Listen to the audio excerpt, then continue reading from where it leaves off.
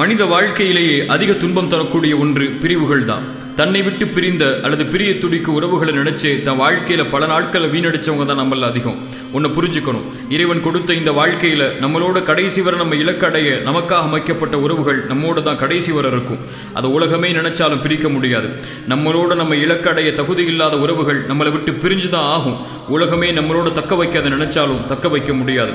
அந்த பிரிவுகள் வழியை தரும், வேதனையை தரும். மனசுக்கு சொல்லிக் கொடுக்க வேண்டிய விஷயம் ஒண்ணுதான், உன்னோடு இருக்க தகுதி இல்லாத உறவுகள் உன்னோடு ஒருபோதும் இருக்காது. அந்த உறவுகளுக்கு தைரியமா விடை கொடு. தகுதி இல்லாதது உன்னை விட்டு நீங்கினாதான் தகுதி உடையது உன்னை வந்து சேரும். குறிப்பா இறை நம்பிக்கை கொண்டவங்க பிரிவுகளுக்கு ஒருபோதும் கவலைப்பட மாட்டாங்க. இறை தூதர் சொன்னாங்க, இறை நம்பிக்கை கொண்ட ஒரு மனிதனுடைய செயல் என்னை ஆச்சரியப்படுத்துகிறது. அவர்களுடைய எல்லா காரியங்களும் நல்லதாகவே அமைகிறது.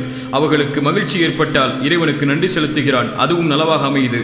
அவனுக்கு சிரமம் ஏற்பட்டால் பொறுமை காக்கிறான், அதுவும் நலவாக அமையுதுன்னு சொல்லி பிரிவுகள் வேதனையை தந்தா பொறுமையாயிருங்க. நம்மளோட நமக்காக அமைக்கப்பட்ட உறவுகள் நம்மளோட கடைசி வரை இருக்குங்கிற நம்பிக்கையோட